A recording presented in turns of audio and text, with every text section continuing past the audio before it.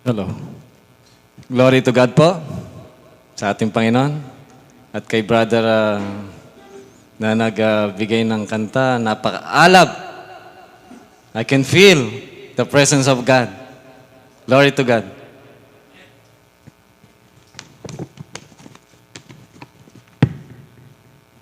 So ngayon po, pag-uusapan natin, don't worry, be trusting. Nakikita niyo po ba yung picture dyan? Anong nakikita natin nakasulat? Fear, work, time management, hindi ka makatulog, worry, maraming klase, stress. Yan po'y parte ng ating buhay. Pero ngayon, pag-uusapan po natin yan para hindi tayo masyado nag-worry. Tutulungan tayo ng ating Panginoon. Amen po ba? Before we start, pray muna po tayo. Yes, O Lord, maraming po salamat sa hapon na to na binigay niyo sa amin. Binigyan po kami pagkakataon na lumapit sa inyong paanan, O Lord. O Lord, aking pong dinadalangin ng bawat isa. Buksan niyo po ang kanilang puso't kaisipan upang maintindihan ang inyong katuruan. Be our pastor, O God, and we are your student, O Lord. And Holy Spirit, naway buksan niyo po ang puso't kaisipan ng mga nakikinig ngayon upang pumasok sa kaibuturan nila at maintindihan at maisabuhay. Yes, O Lord, anong pong gawa o tangkawan ng kaaway sa lugar na to, winawasak namin in the name of Jesus. Yes, O Lord, maraming pong salamat. Gabayin niyo nga po kami at ikaw na nga pong magturo. Use me as your vessel, O God. Maraming po salamat. Pinupuri ka namin. Dinadakila. In Jesus' name, lahat tayo magsabi ng Amen.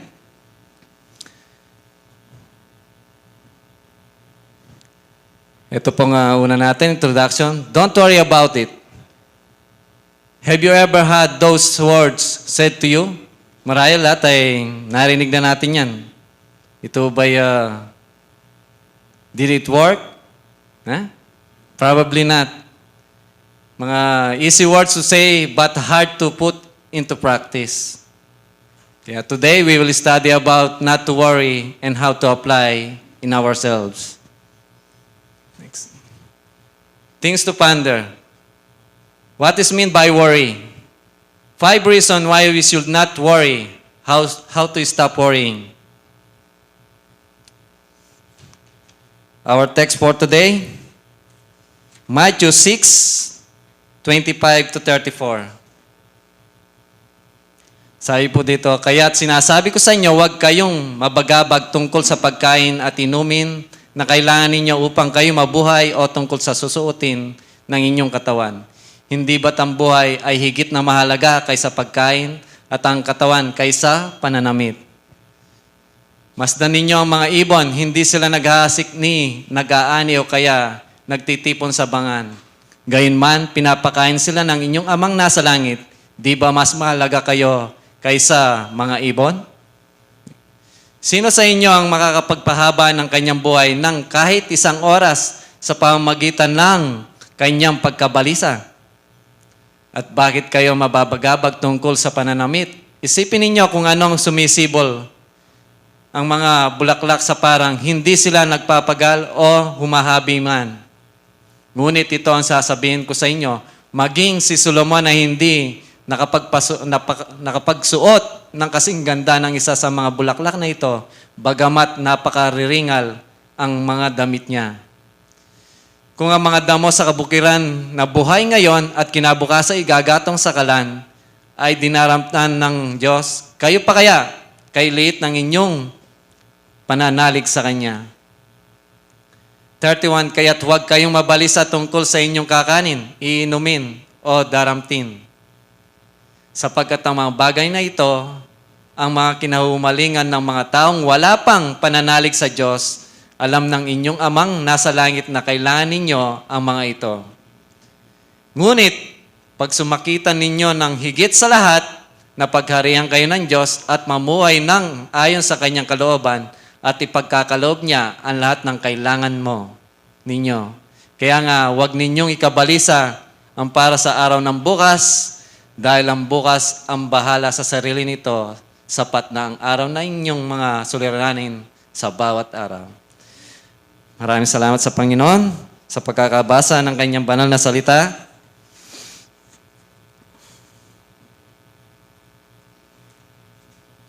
What is mean by worry? Worry came from the word merimau, which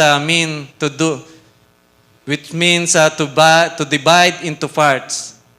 The word suggests is distraction, a preoccupation with things causing anxiety, stress and pressure. Yan po yung naidudulot ng worry. Nagkakaroon ka ng anxiety at ang sa katawan natin mayroong negative impact. Tumataas na yung BP mo. Kung ano-anong tumataas dyan dahil sa kakaisip. Kaya, may example po tayo dyan, si Martha, sa Luke 10:38-42. Isang araw sina Jesus at kanyang mga disipulo papunta sa isang village. Nakita ni Martha at tiniyaya, pumasok sa kanilang tahanan. At si Martha naman may kapatid na si Maria. Si Maria ay marahil, siyempre pagpasok ni Jesus, nagtuturo yan. At si Maria nakinig, umupo sa kanyang tabi. Si Martha naman, busy-busy. Siyempre kapag may bisita ka, isipin mo kung anong ihanda mo, anong gagawin mo, nababalisa siya. Hindi niya alam kung anong unahan niya siguro. Kaya sabi niya kay Jesus, pakisabi nga po kay Maria na tulungan ako.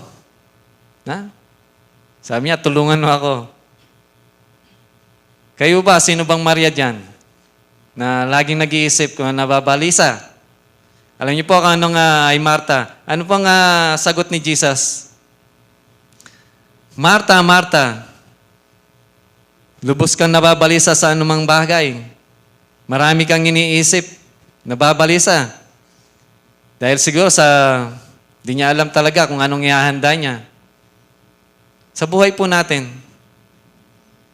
na nagiging balisa tayo sa lahat ng bagay na mamaya kung magluluto kayo, ang mga magulang dyan, yung mga anak, ano kayang gagawin ko mamaya? O yung mga module nyo. Di ba? Yan ay pinaka-number 1, yung mga modules nyo, di ba? Naisipin nyo, malaking problema na hindi nyo masagot yung mga tanong. Nababalisa kayo. Alam niyo mga sagot ni Jesus Christ? Si Maria pinili niyang makinig, matuto, at di yun naalisin sa kanya. Kaya napakalaga, tulad niyo mga kabataan, na makinig sa salita ng Panginoon upang maisabuhan niyo to at may pangako siya. Obedience brings blessing. Kayong mga kabataan. Sabi niya, kung pag-aaralan niyo ang salita niya, may pangako siya na you have a long life in this world dahil sa inyong pagsunod. Okay? Marami yung mga bata ngayon dito. Ganyan kabuti ang ating Panginoon. Reason why we should not worry. Worry is unreasonable. Mateo 6:25. Sabi dito, kaya't sinasabi ko sa inyo, huwag kayong mabagabag tungkol sa pagkain at inumin na kailangan ninyo upang kayo mabuhay o tungkol sa susuotin ng inyong katawan. Hindi ba't ang buhay ay higit na mahalaga kaysa pagkain at ang katawan kaysa pananamit? Alam niyo po, hindi po sinabi ng Panginoon na hindi mo nagagawin ang kaya mong gawin. Do what you can do na kailangan na kaya mo. Na maging masipag, naisipin mo anong magagawa mo na sa iyong trabaho.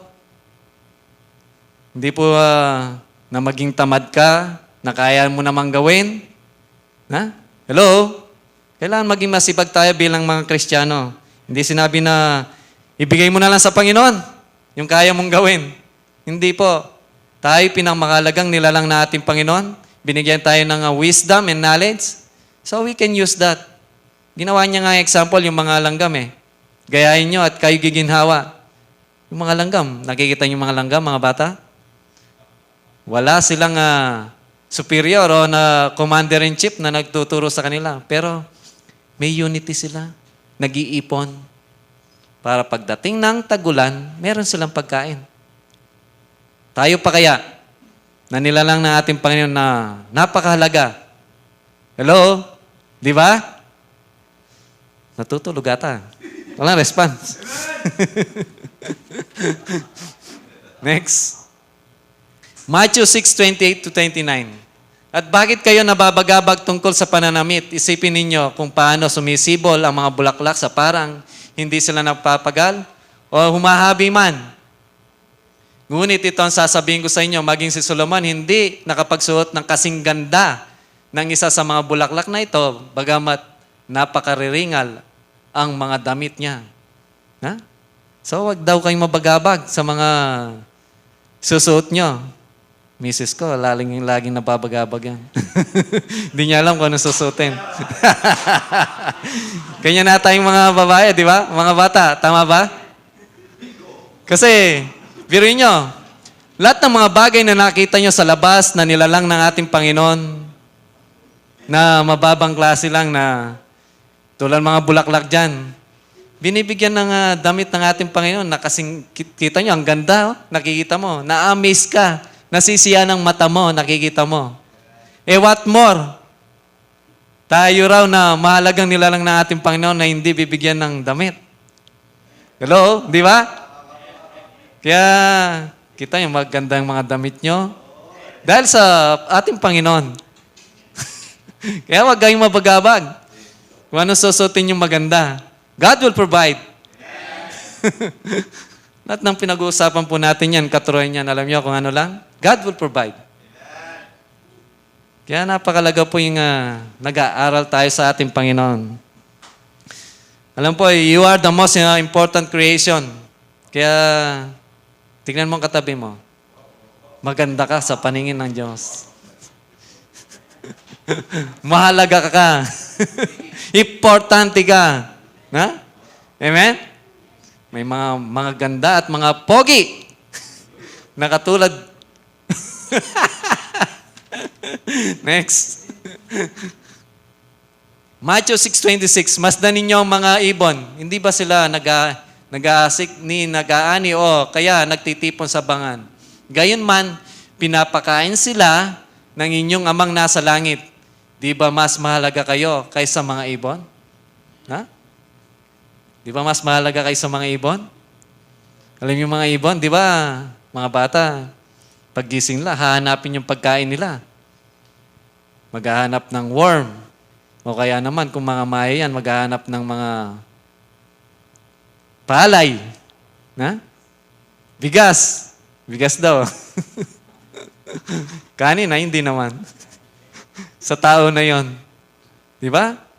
Kaya, huwag kayong mabahala. Sabi dito, we have our wisdom and knowledge that comes from God. Gamitin daw natin. Na?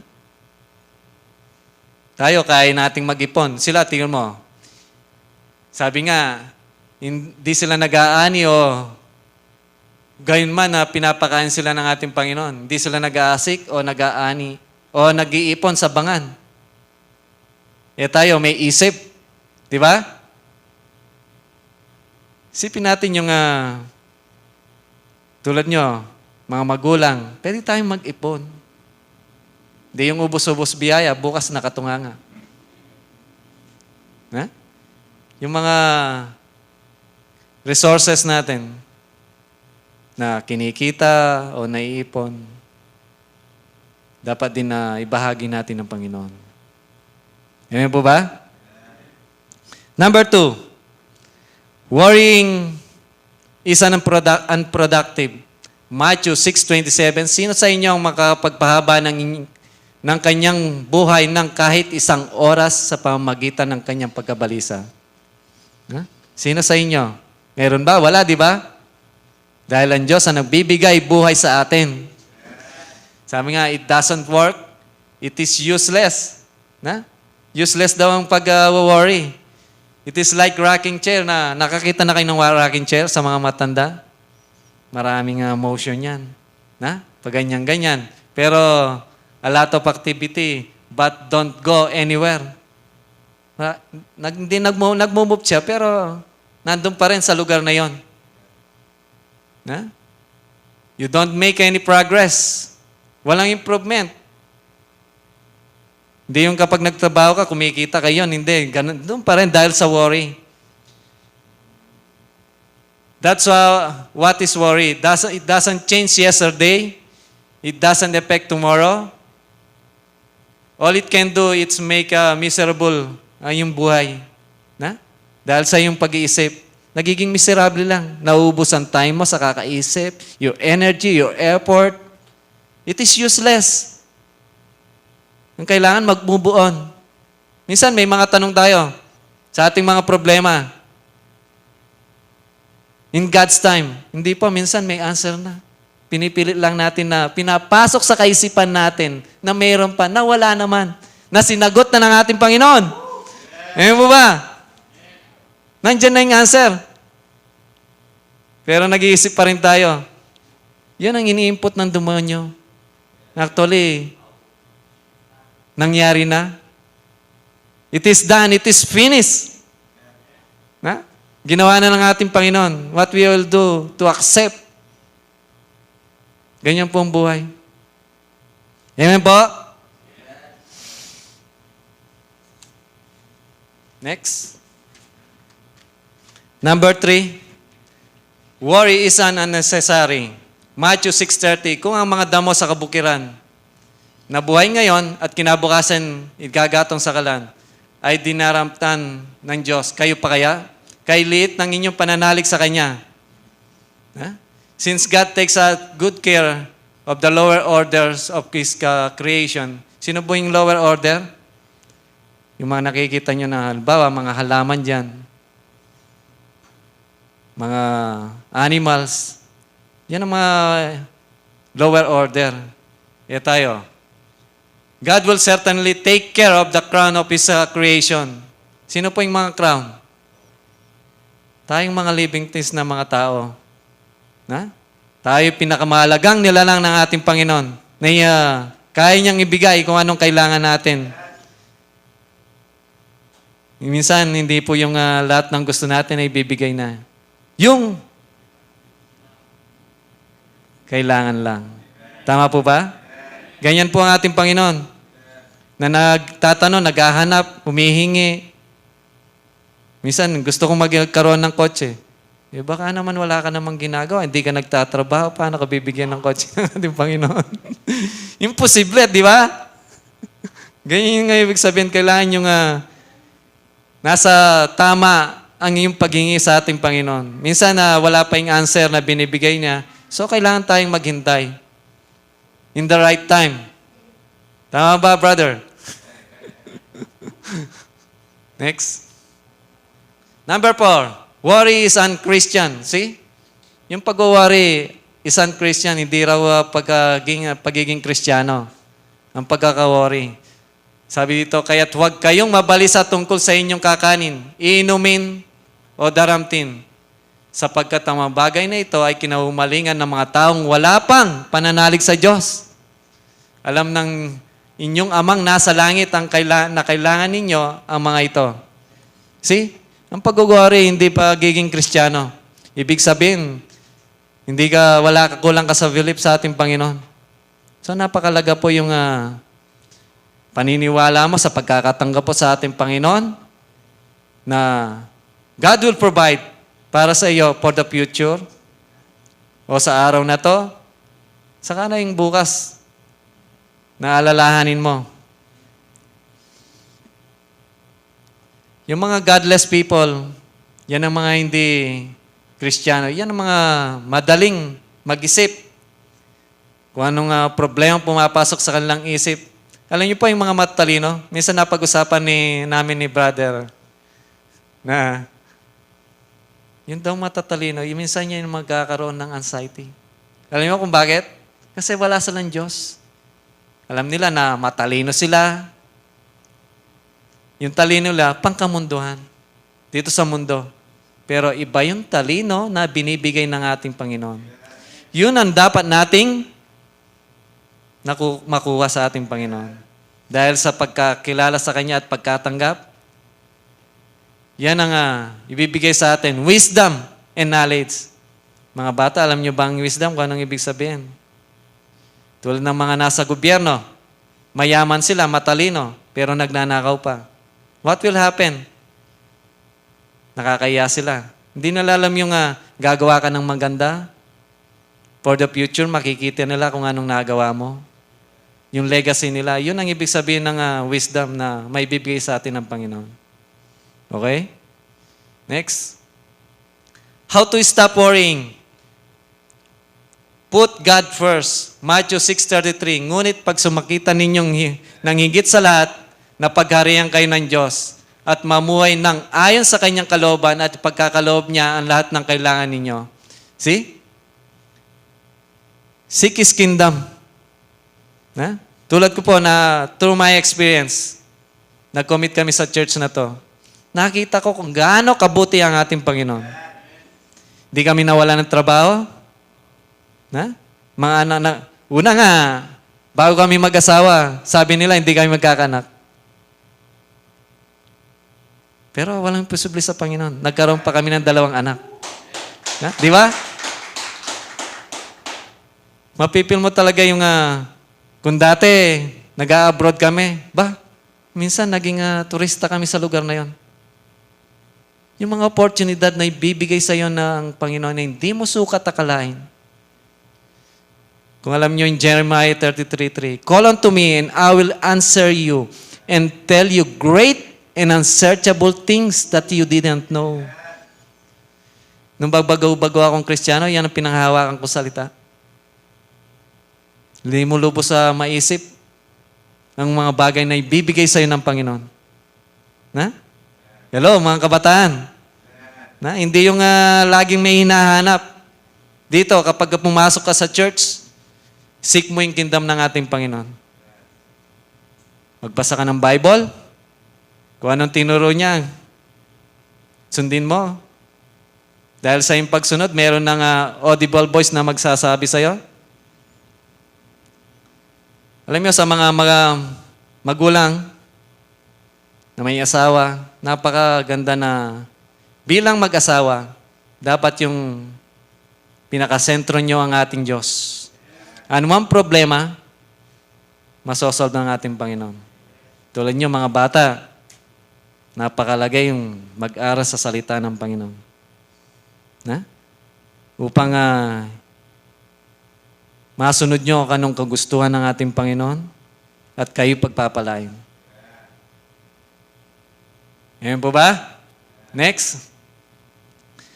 Trusting God to provide eliminates the need for worrying. Genesis 12:1, sinabi ni Yahweh kay si Abraham, lisanin mo ang iyong bayan ang inyong ama at mga kamag-anak at pumunta ka sa bayang ituturo ko sa iyo. Si Abraham. Actually, si Abraham, marahil ng panahon niya, prinsipe siya, mayaman, nag-i-enjoy sa buhay. Pero, tinawag siya ng ating Panginoon. Sabi niya, pumunta ka, tuturo ko sa iyo. Merong command, dahil sa kanyang pagsunod, sa kanyang faith, sumunod siya. Kahit hindi niya alam kung saan siya pupunta. Iniwan niya ang comfort zone niya. Kayo kaya, mga kabataan, kung ituturo na pumunta ka sa ibang lugar na hindi mo naman alam. Diba, mag-aalanganin ka, mag-iisip ka. Alam ba, tinawag kang maging pastor, bro. Dadaling ka sa riot. Anong masasabi mo?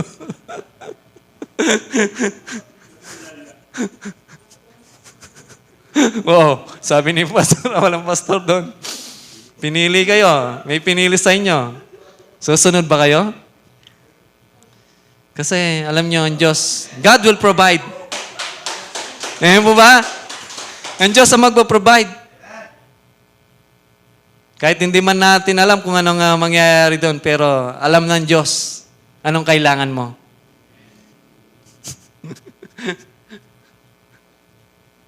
Natatawa ako. Kasi si Pastora, Kung may mga narinig na kayo.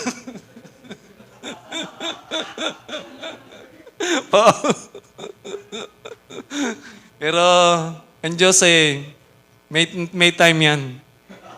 Marahil hindi pa panahon, Pastora. You have a long life. I believe na ang Panginoon may plano sa atin. Importante po, may mga tumatayo ngayon, mga kalalakihan. Glory to God. Palakpakan natin ating Panginoon. Next.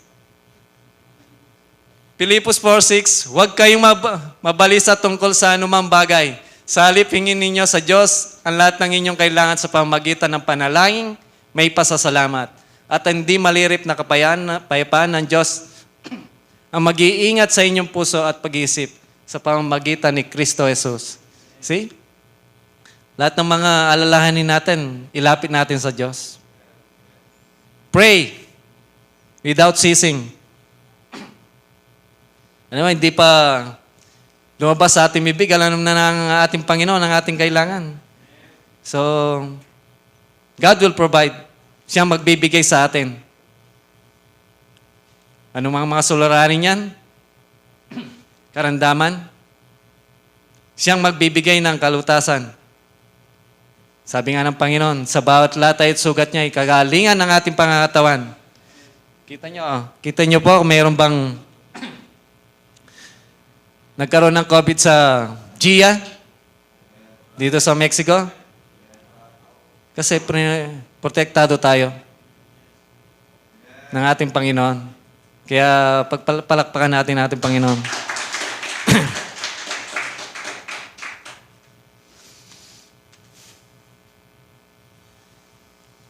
Alam po, kung may mga problema kayong dinaranas, niisip, napakaliit lang po yan. Gaya na narinig ko kanina, kay bro, napakalaki ng ating Panginoon sa inyong mga problema. So, mag-move on na. Kayang-kaya ni Lord yan. Maliit lang ang problema. Kasi po kapag nag-iisip tayo, maraming energy ang ating ginagamit. Inuubos nating oras sa kakaisip na hindi naman tayo nagpa-progress. Sayang panahon na ating buhay. Imbis na nagmukmuk ka, gamitin mo ang energy mo dito sa ating church. Mag-commit kayo. May mga ministry na kailangan na tumulong. Kahit nagayos ka lang ng upuan dito, napakalaking bagay sa ating Panginoon. Ayan po ba? Kaya napakalaga po yung may stopping worrying na yan. God will provide. Do what you can do. Hindi po yung sinabi na wala ka nang gagawin. Although, kapag may time na hindi mo na kaya, yun ang po yung time na ibigay natin sa ating Panginoon. Ay, maraming salamat.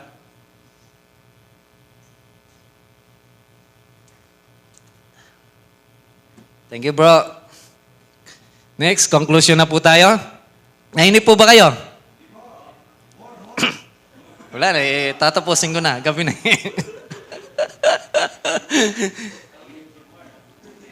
What are your worries today? Jesus Christ, I made it possible for you to live without worry. There's absolutely no reason for you to live with worry in your life. It is simply a matter of coming to Christ. So, napakalaga po yung paglapit sa ating Panginoon. Siya ang lumikha sa atin. So, sabi niya, kapag di mo na kaya, ibigay mo na lang sa Kanya. Ayan po ba? Sabi po dito, putting your life in His hands and trusting Him on a day-by-day, moment-by-moment basis. Yan po yung mga dapat nating gawin kung tayo nag-iisip. Huwag natin sayangan ang oras natin.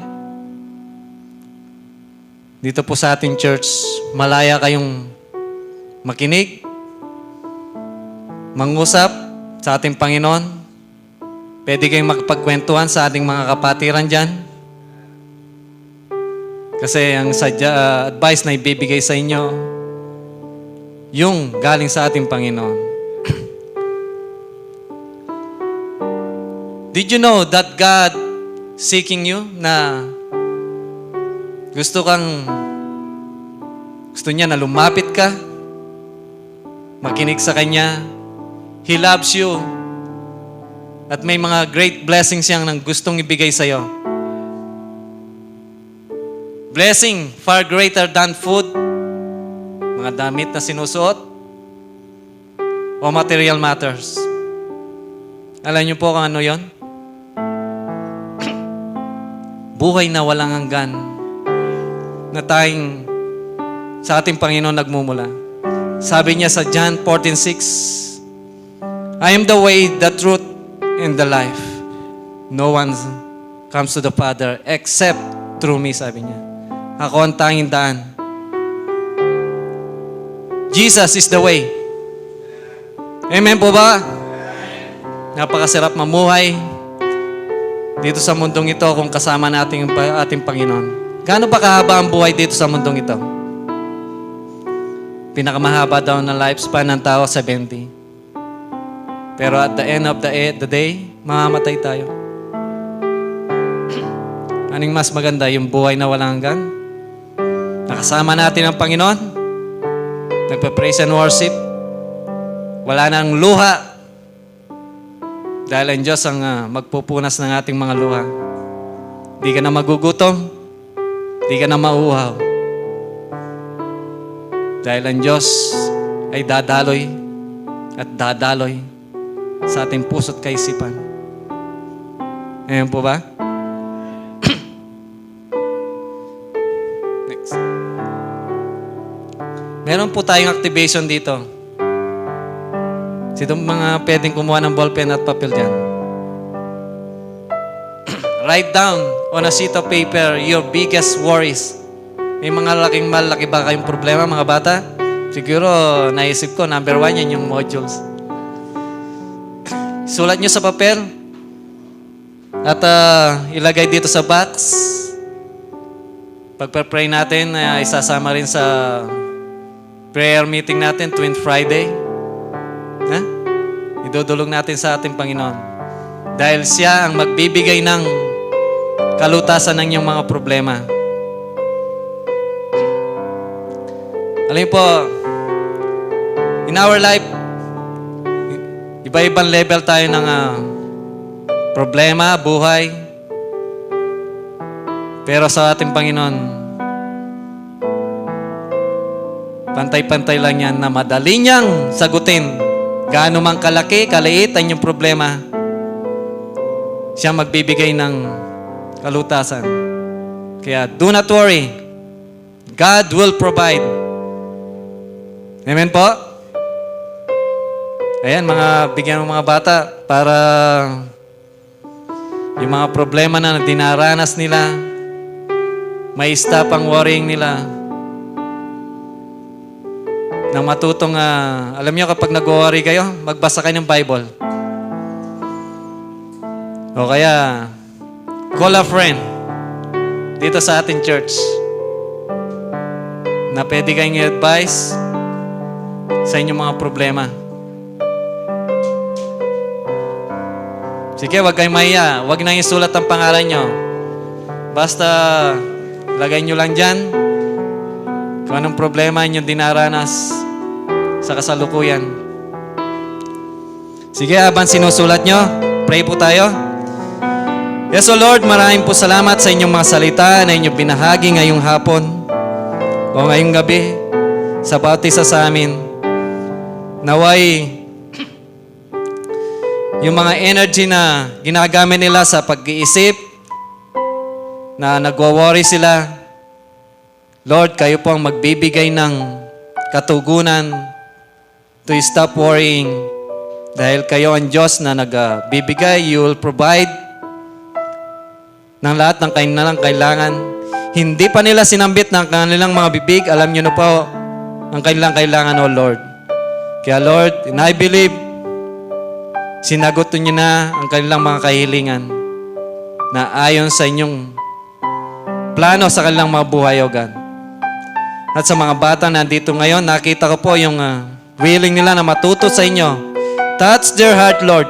Ingatan niyo po sila upang pagdating ng panahon, magamit niyo sila sa inyong sambahan, O God.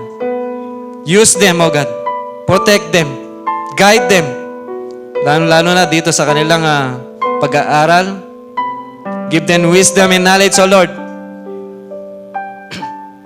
At maging sa mga kapatiran namin dito, naway gamitin nila ang kanilang mga time, effort, mga blessing na inyong binibigay dito sa church na to, O God. Yes, O Lord, na I believe na itong church namin palalakihin niyo, O God.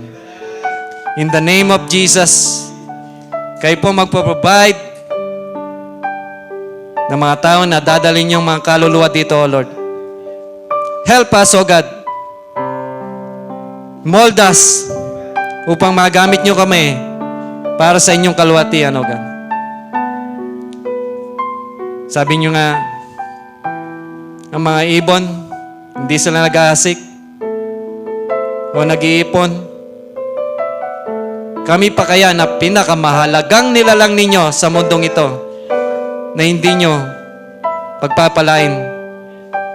Kaya Lord, napakasarap mamuhay sa inyong piling dahil binigyan niyo po kami pagkakataon na maging anak niyo, Lord. Kaya Lord, binabalik po namin ang pinakamataas na papuri pa sa salamat sa panatanging pangalan ni Jesus. Lahat ay magsabi ng Amen, Amen. Thank you, Lord.